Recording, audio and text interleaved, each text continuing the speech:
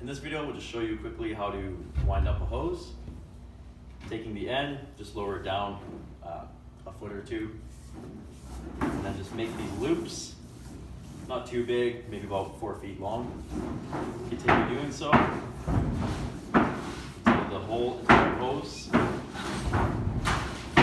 has been wound up. Keeping your hand, keeping your right hand holding the hose like this, and your left hand feeding it in.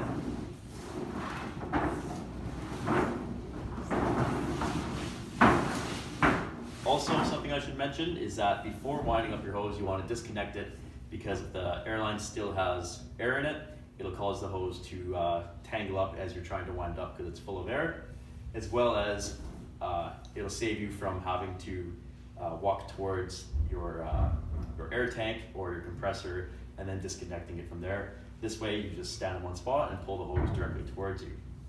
Something else to be aware of is making sure that your hose will not be caught on anything or on any snags, because if it gets caught and you pull too hard, it'll actually start to separate the fibers of the hose on the inside, and leading up to summer or on a hot day, now that they're separated, it'll cause the hose to bubble, and then eventually you'll just have to replace the entire hose or cut that section of the hose out and put a connector. But just for protection of the hose, don't yank on it too hard, causing that to happen. You want to make sure that you maintain your tools and not destroy them. So just continue pulling this, wrapping it up.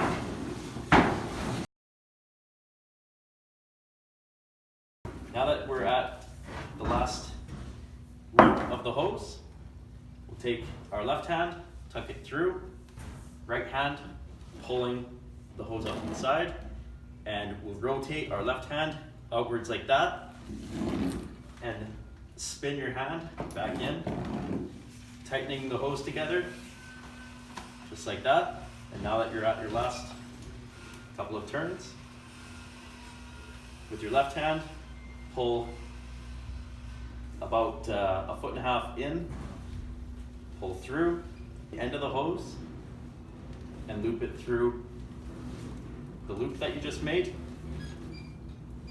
Now, connect the hose just like that, and that way, when you store your hose, it'll keep dirt and anything else from getting in the sleeve. You want to make sure that you don't get any sand or that this doesn't get dragged through the dirt, because as sand and everything get into these bearings of the hose, it causes it to start to rust and starts to jam. And then, of course, you'll end up having to replace the female end of your hose much quicker. So, just for storage purposes, connect those together. And now, it's ready to store away. Certain crews will have different concepts of winding up their hoses and cords.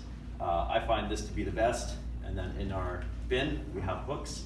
We just hook the hose right on it like that, and it's ready to go the next morning.